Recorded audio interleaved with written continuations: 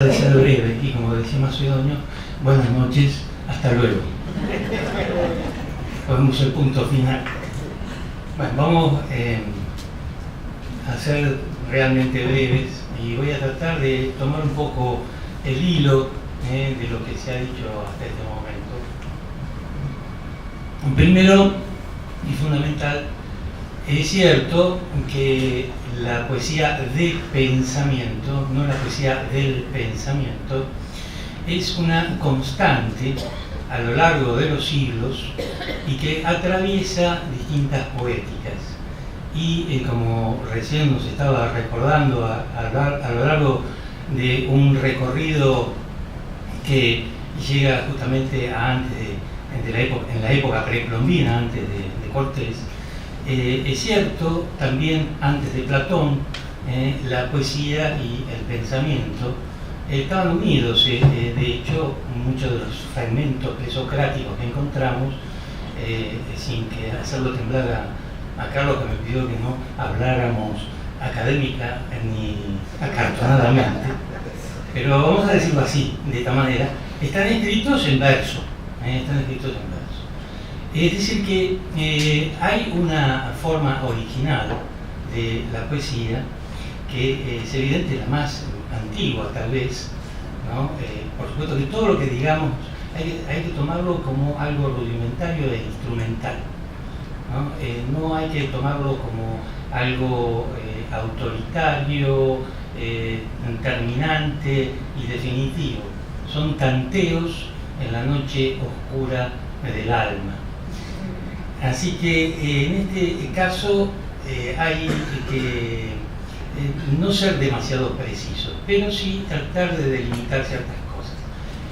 Es poesía de pensamiento, no es poesía del pensamiento. Es decir, que no es una poesía que filosofe, no es una filosofía que poetice.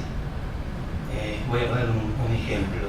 Ustedes habrán ido más de una vez a algunos de esos poemas ilustrados, a esas exposiciones poemas ilustrados, donde la pintura deja de ser una pintura autónoma para volverse una ilustración de poema. Por lo tanto, uno pierde la calidad del otro.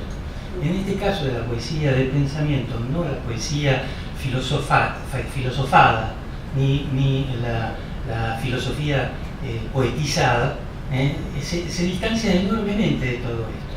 Es decir, hay una manera de pensar, de habitar el lenguaje que de alguna manera nos comunica con estos orígenes. Por lo tanto, siempre cuando escribí el ensayo de este libro, que enseguida voy a hacer también algunas precisiones al respecto, que sirve de prólogo a la antología, tomo algo que habíamos hablado con Santiago Silvester, que también lo escribió en ese ensayo que está en el libro de 3 décadas de poesía argentina que compiló Jorge Fondebrider en el Rojas, en las ediciones del Rojas. Y en ese ensayo él habla de que hay una constante que está más allá de todo tipo de estéticas. Y es cierto, es porque atraviesa las poéticas. No es la poética de uno solo, sino que es una actitud, como bien decía vos, Jorge, que está determinada tal vez en un modo de habitar. Vuelvo con esta palabra bastante heideggeriana, ¿cierto? Pero menciono él, no yo.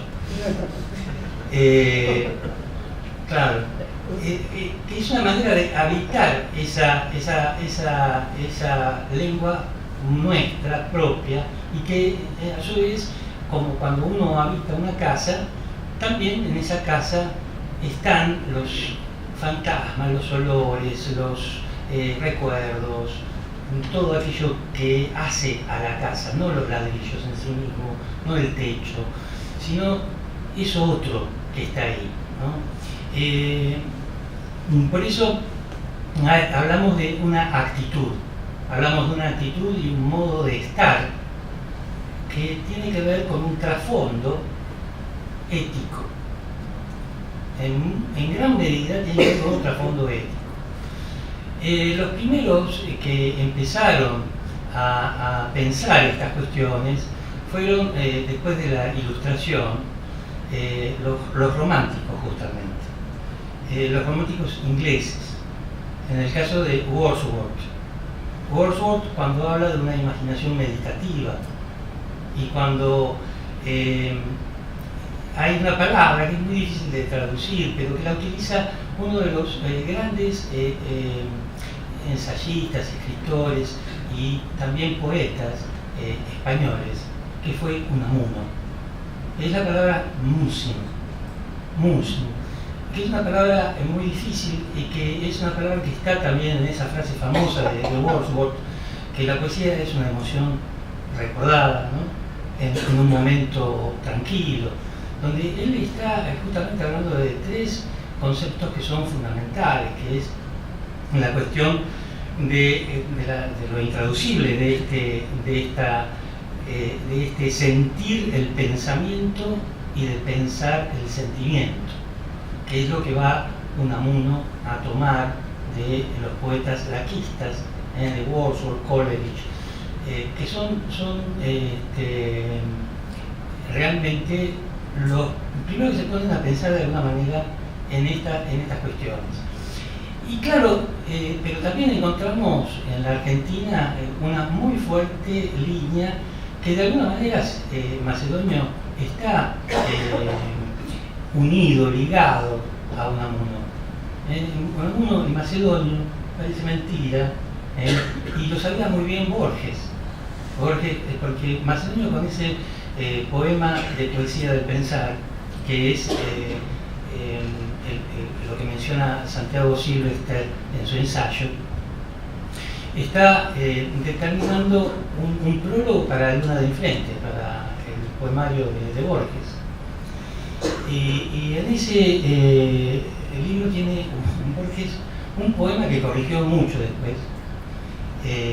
No tengo mucho tiempo, no quiero ser muy largo, pero lo tengo citado también a eso y las correcciones que hace Borges, donde Borges me pone justamente las dos palabras, sentimiento y pensamiento, ¿no? Que después las corrige, pero está aceptándolo de alguna manera en ese poema de Luna de Enfrente a Unamuno.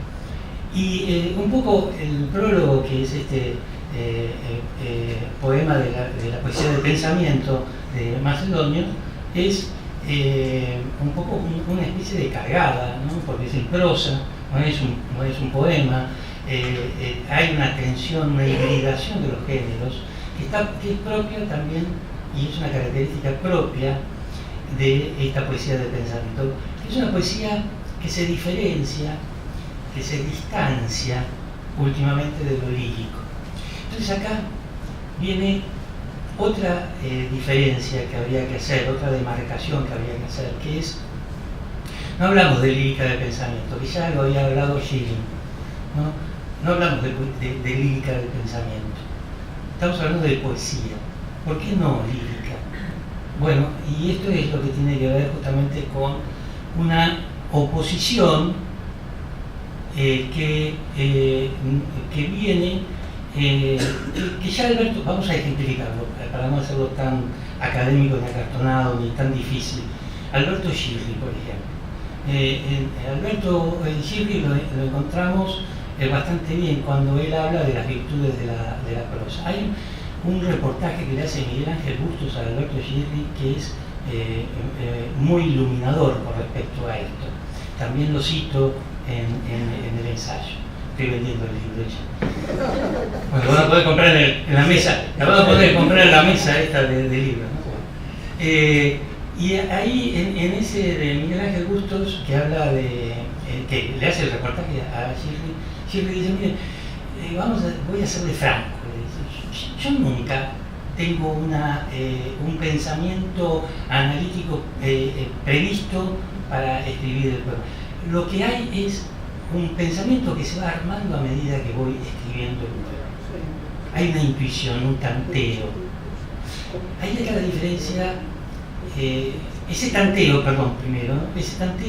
lleva a una tensión, una de las tres tensiones que hay dentro de la poesía del pensamiento, una tensión entre la formalidad, entre esa ratio, esa dosis, esa ratio matemática proporcional que existe entre significado y significante en un poema. De acuerdo a distintas épocas, si la balanza se vuelve más hacia el significado o hacia el significante, tenemos un tipo de poesía, pero la actitud no cambia. La poesía del pensamiento sigue igual, ¿no? Ahí están las virtudes de la prosa que él marcaba perfectamente en la poesía. Entonces hay una tensión dentro de la poesía que la lírica no la tiene. La lírica la resuelve porque la formalidad, el significante, de alguna manera está mucho más presente en esto. No quiero decir que la poesía del pensamiento no lo tenga, lo tiene también. Doy varios ejemplos que ocupan un espectro muy grande dentro de la poesía del pensamiento. No obstante, no quisiera dejar de precisar dos o tres cosas. Una es, cuando escribo esto, lo escribo principalmente en contra de un gran prejuicio que hay en la poesía argentina, pero también en la poesía española y en la poesía en general. También en la poesía francesa, no solamente en la poesía de habla hispana. Que es que la poesía no puede ser analítica, racional, meditativa.